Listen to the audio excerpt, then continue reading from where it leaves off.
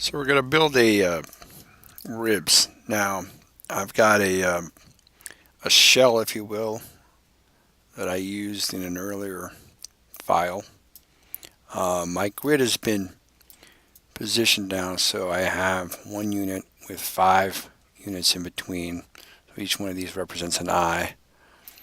So my width of that opening from the first rib should be 4 eyes.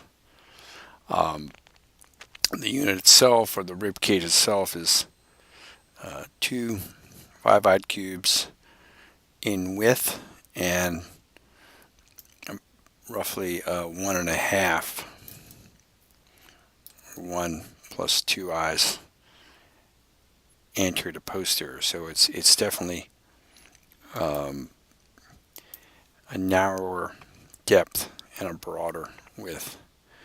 Now I think I adjusted this a little bit and maybe didn't quite get this rib out quite. There we go, so it's a little more natural.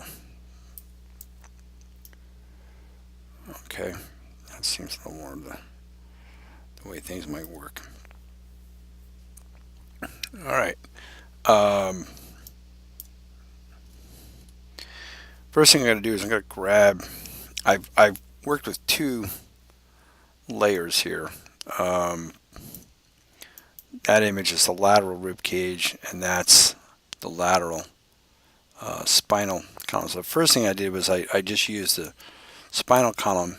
I don't have all my vertebrae done. You can see the black layer there. That's my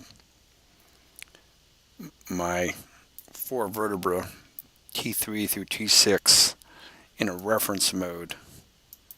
Okay. And I positioned one and then modified the others to kind of match it. What I'm most concerned about is where the rib is going to fit with that articulation there.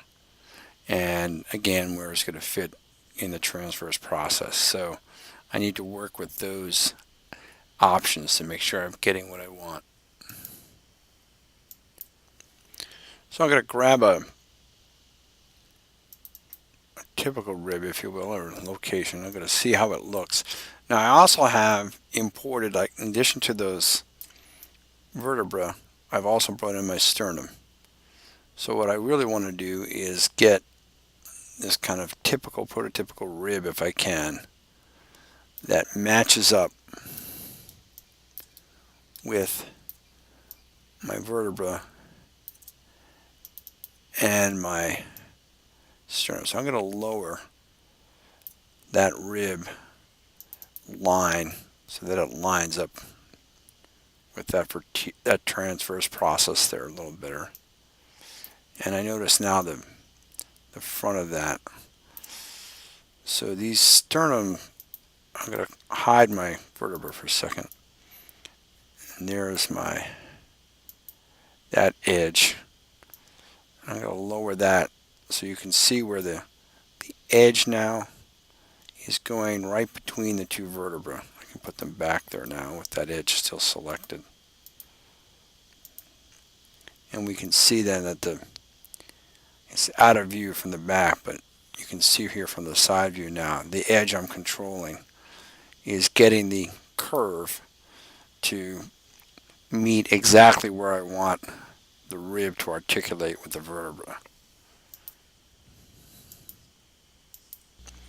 So I've got the curve now looking like it's going to meet where the superior and inferior, actually this is the inferior, this is the superior articulating costal facets are. And I'm going to line up one more, so I'm going to hide those just for a second. Go one more down.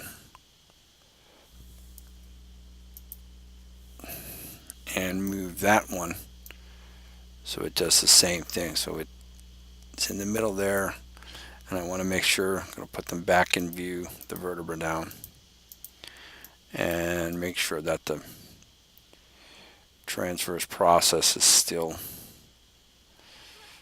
in contact where that vertebra might be. I just give it a little bit more of an angle there. Okay, so I'm in pretty good shape, I think. So let's try to make a rib. Let's try to make this rib. So first thing I'm going to do is I'm going to select that edge, and then I'm going to use the modify, convert polygon edge to curve tool. Now again, we notice that it's going to, kind of come, it doesn't hug it perfectly. I'm going to make my rib cage a reference so I can't accidentally pick it up.